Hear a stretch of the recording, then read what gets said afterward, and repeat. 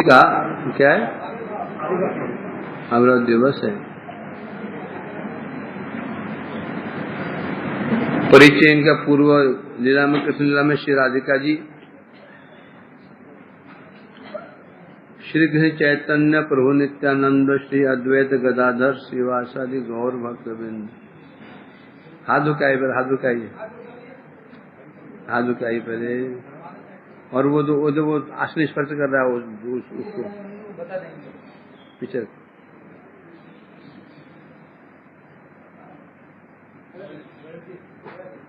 तो पंच तत्व में से एक तत्व है श्री गदाधर जी, श्री कृष्ण चैतन्य प्रभु नित्यानंद श्री अद्वैत गदाधर श्रीवासादि गौर भक्तवृंद।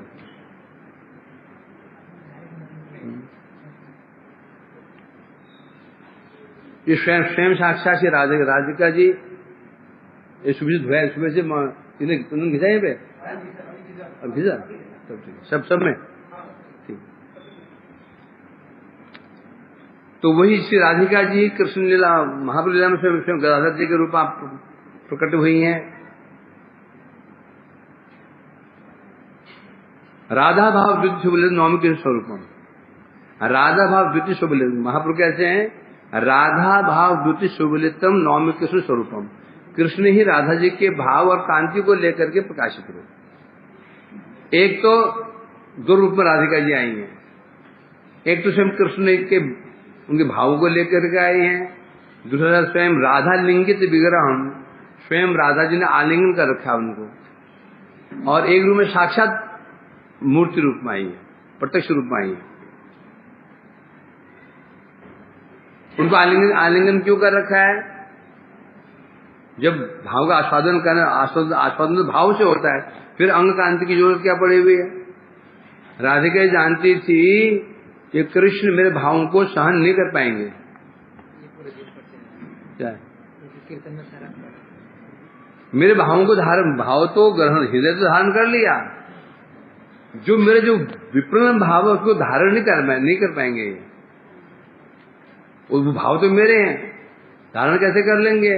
इसलिए जब ये गिरेंगे, जब ये मूर्छित होंगे, उन भावों में आविष्ट होकर के इन्हें कष्ट ना हो, इसलिए उनको आलिंगन कर कांति से लपेट रखा है। और दूसरा, जो अत्यधिक विरहग्रस्त हो जाएंगे, इन्हें सांत्वना कौन दे सकता है?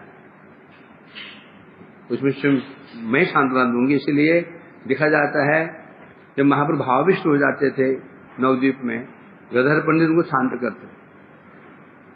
बाल्यावस्था से महाप्रभु की इनसे बड़ी मित्रता थी। ये बहुत छोटे थे उनसे, महाप्रभु बड़े थे, छोटे थे उम्र में, है ना। और ये उन्हें सीनियर छात्र थे महाप्रभु, जो जूनियर छात्र थे, जो पढ़ते थे, विद्यालय में पढ़ते थे। तभी बहुत छेड़छाड़ करते महाप्रभु, उनसे छेड़खानी बहुत करते थे, चिढ़ाना इनको। और ये ऐसे थे, निमाई को छोड़कर कुछ जानते नहीं थे। निमाई के पीछे पीछे पीछे पीछे पीछे पीछे पीछे उनके साथ ही रहते थे हमेशा। जब कीड़ा भी करते थे ना, तो हमेशा महाप्रभु इनको अवश्य इनके साथ कुछ कौतुक करते, कुछ हास परिहास करते रहते थे। एक बार गंगा किनारे खेल रहे थे, महाप्रभु ने कहा देखो आज गदाधर से कोई नहीं खेलेगा। अब लीडर तो महाप्रभु जी हैं, निभाई। सब ने कहा ठीक है, सब खेल रहे हैं, इनके ऊपर दिखा भी नहीं। बेचारे कोने बैठ गए और खेल खा के घर में आ गए। रात्रि अर्धरात्रि बीत गई तो इनकी माता जी पहुंची निमाई के पास में। सोचा कि गदाधर निमाई के घर में ही होगा। बोले वहां को निमाई आया कि नहीं आया? सजमान निमाई तो यहाँ नहीं आया। महाप्रभु के घर नहीं पहुंचा क्या? नहीं पहुंचा।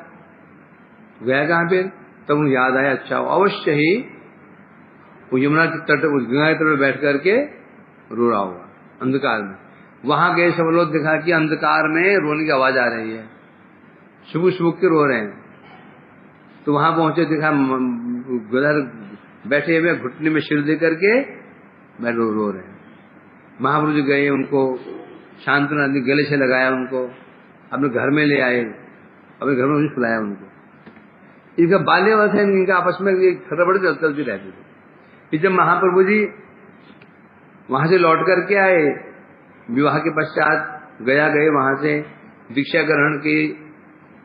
अब भक्त भावुक निमाय से क्या बन गए, अब भावुक निमाय बन गए, पंडित निमाय से। और जब प्रेम का वितरण करने लगे महाप्रभु जी कीर्तन आदि के माध्यम से, गदाधर पंडित हमेशा उनको साथ दिया करते थे। जब महाविरह आविष्ट रहते थे, कहाँ कृष्ण, एक गदाधर जी उनके घर में गए थे, उन्हें पूछा गदाधर ये बताओ कृष्ण कहाँ है? प्रभु बोले रोते रोते कृष्ण बताओ कृष्ण कहाँ है? उनके विलाप करते हुए देखकर गदाधर जी उनको सांत्वना देने के लिए कहा, प्रभु वो तो आपके हृदय में ही है। अरे मेरे हृदय में है, मैं देखूंगा। अब छाती फाड़ने लगे, मैं देखूंगा। और सच्ची मां बैठी हुई थी। जब महाप्रभु आवेश में रहते थे, सच्ची मां उनके पास में नहीं आती थी, डर के मारे दूर बैठ जाती थी। बोले उनके पुत्र है, ऐसे भावों को उनको इस प्रकार से विरह में तड़पते हुए वो देख नहीं पाती थी। तो तुरंत गदाधर उनका हाथ पकड़ लिया, तब सांत्वना दी उनको। तब सच्ची मां ने देखा कि गदाधर यदि निमाई कोई शांत कर सकता तो गदाधर है। उसमें सच्ची मां ने कहा था, पुत्र बेटा निमाई गदाधर तू कभी निमाई के साथ मत छोड़ना, उन्हें साथ में रहना। तब नवद्वीप लीला में भी इस गदाधर साथ में रहते थे, और जब प्रभु संन्यास लेके पूरी चली वहां में साथ में रहते थे। जब नवद्वीप में रहते थे, एक लीला और की है कि वैष्णव अपराध क्या होता है, अपराध कैसे हो सकता है, इसको प्रकाशित करने के लिए एक लीला रची। किसने? गदाधर पंडित जी ने। उनके मित्र थे मुकुंद जी, प्रभु के बड़े कीर्तनीय प्रिय। एक दिन बोले गदाधर चलो आज मैं तुमको महाभागवत का दर्शन कराता हूं। बड़े खुश हुए, क्योंकि गदाधर पंडित जी बाल्यावस्था से ही परम भक्त थे, परम भक्त है ना। तो बड़े खुश हुए, दर्शन करने चले गए। तो देखा कि एक विशाल बहुत अच्छा एक भवन है, भवन के प्रांगण में आंगन में एक विचित्र, एक अति दिव्य शैया के ऊपर एक महापुरुष, एक कोई व्यक्ति लेटे हुए हैं। अति बहुमूल्य वस्त्र धारण किए हुए हैं, रेशमी वस्त्र धारण किए हुए हैं, मुख में पान है, पान चबा रहे हैं, पिगदान रखे हुए, चांदी का पिगदान, और सिर में दिव्य तेल, सुगंधित तेल लगा रखा है, और हाथ में लेकर के ऐसे तकिए में हाथ, क्या बोलते हैं उसको, मसल में हाथ रख करके आराम से आंख बंद करके सोच रहे हैं। मुकुंद जी गए, उन्हें साष्टांग दंडवत प्रणाम किया और वहीं बैठ गए। अब ये सोच रहे हैं कि महाभागवत कहां पर है, लगता है घर के अंदर होंगे, ये कोई शेठ जी होंगे, शेठ जी घर में कई कुटिया मुटिया होगी, वहां पर कोई भागवत में क्या होता है,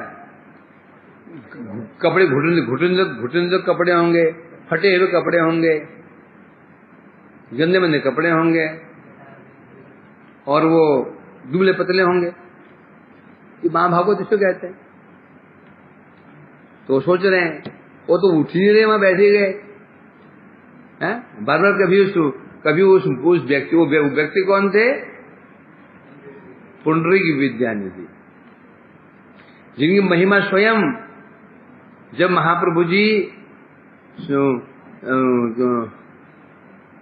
सप्त प्रति भाव में थे, एक दिन वहां श्रीमद आगमन में जब कीर्तन चल रहा था, महाप्रभु अकस्मात कहने लगे, पुंडरीक रे बाप रे, पुंडरीक रे बाप रे, रो रहे हैं, पुंडरीक रे बाप रे, पुंडरीक रे बाप रे। भक्तों ने सोचा पुंडरीक रे, पुंडरीक तो ठीक है, ये बाप रे, पुंडरीक बने पुंडरीकाक्ष भगवान, पुंडरीकाक्ष भगवान, शायद उसे उनको पुकार रहे हैं। जब कोई भाव शांत हुआ, बोले प्रभु पुंडरीक कौन है? एक बोले महापुरुष है, नवद्वीप में आए, ये रहते हैं। तो वही पुंडरीक विद्यानिधि, इनका परिचय पूर्व कृष्ण लीला में वृषभानु महाराज, राधिका जी के पिताजी वृषभानु महाराज हैं। ससुर लगे ना, ससुर को बाप नहीं कहते हैं, शादी हुई है? किसकी हुई है? मुझे पूछो, किसकी हुई है? तो अब वो गदाधर कभी कभी मुख देखे मुकुंद का, कि मुख देखे उनका। मुकुंद ने देखा कि गदाधर के मुख पर क्या है, शंकाएं उमड़ रही हैं। मुझे मुख भंगी बता रही है कि मन में संशय उत्पन्न हो रहे हैं कि महापुरुष है कहां पर।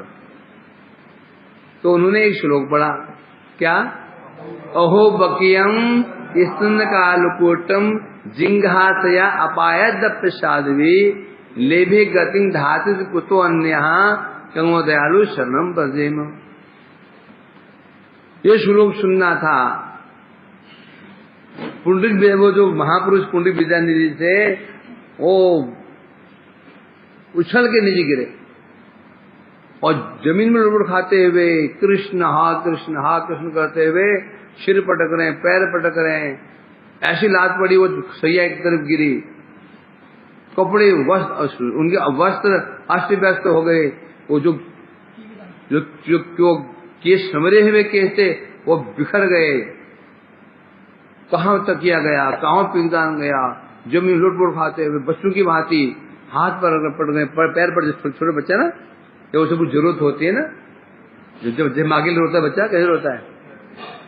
जब बच्चा रोता माँ के लिए, फिर बाप से संभलता है ना भाइयों से संभलता हो।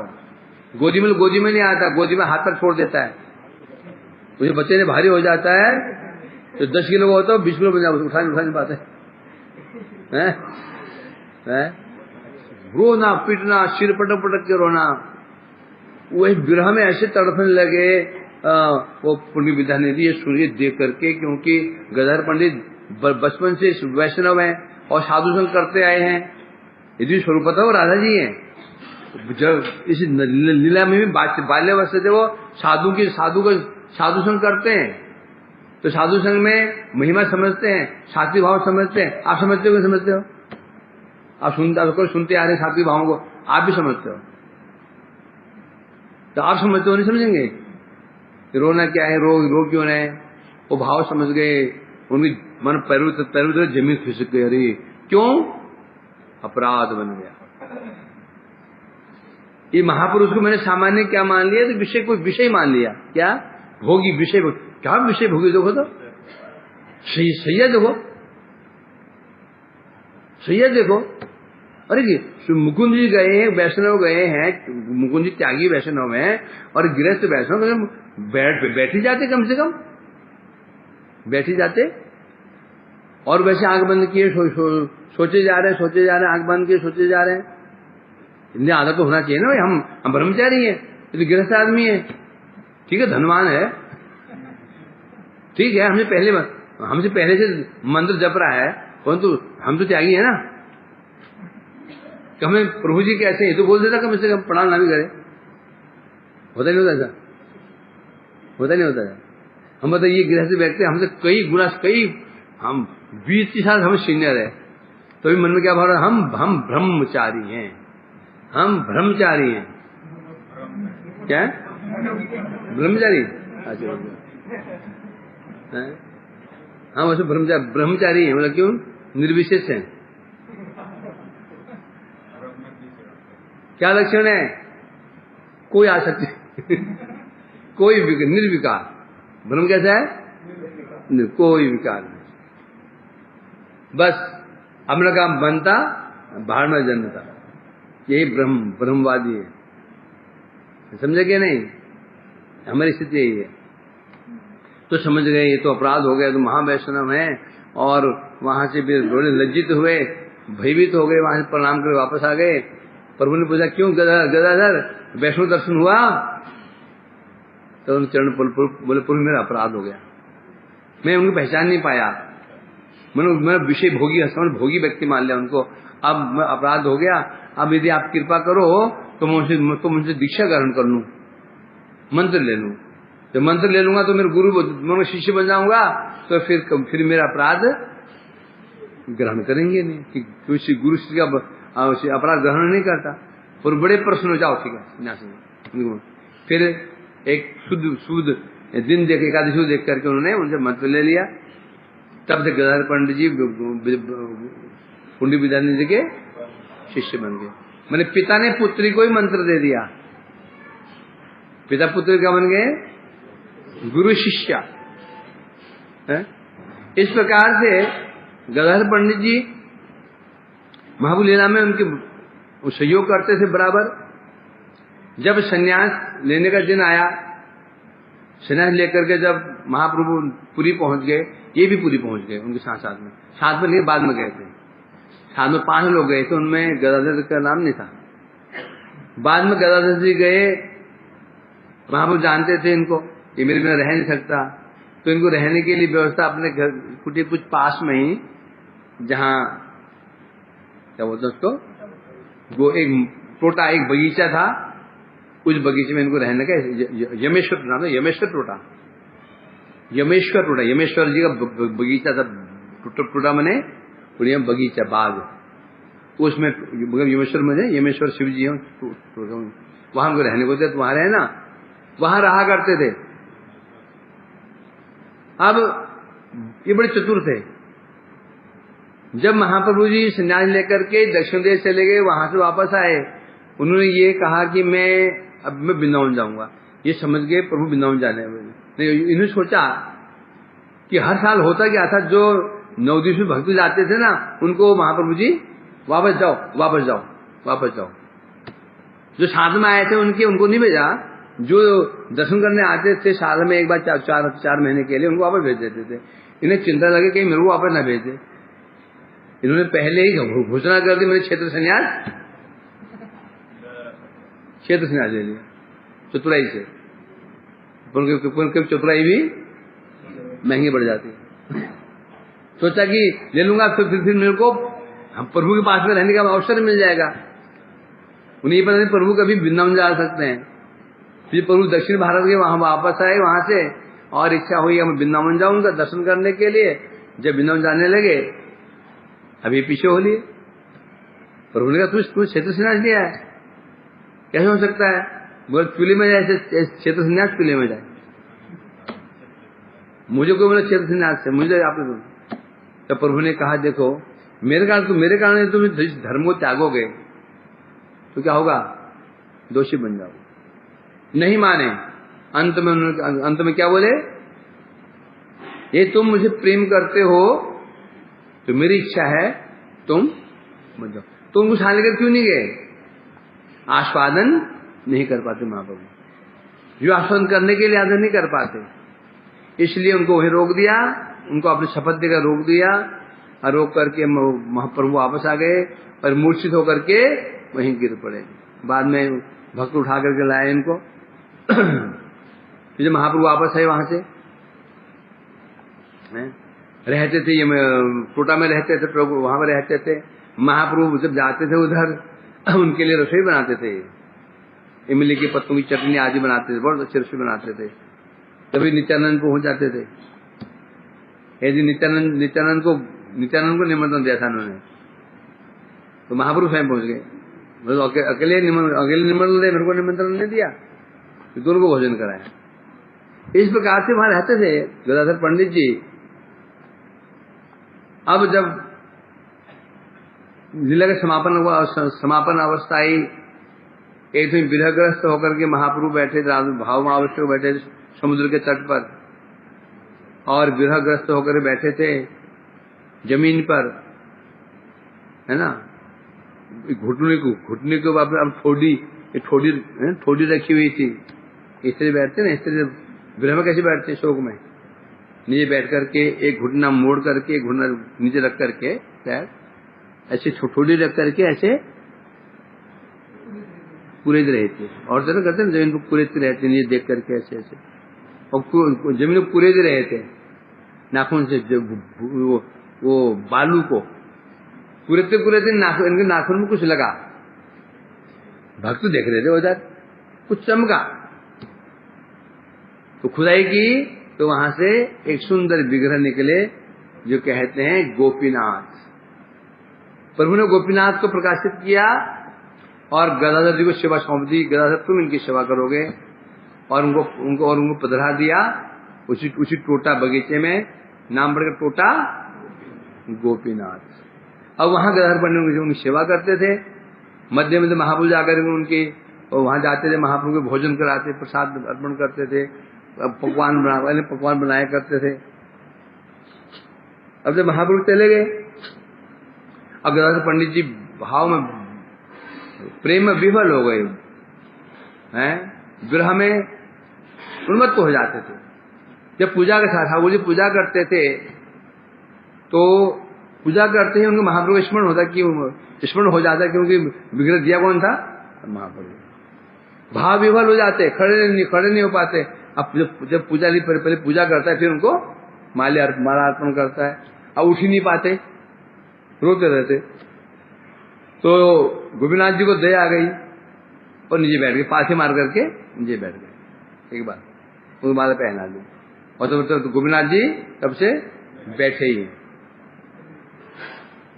कहीं भी ठाकुर बैठे हुए नहीं है, वहीं ठाकुर बैठे हुए, ठाकुर जी बैठे हुए हैं। क्योंकि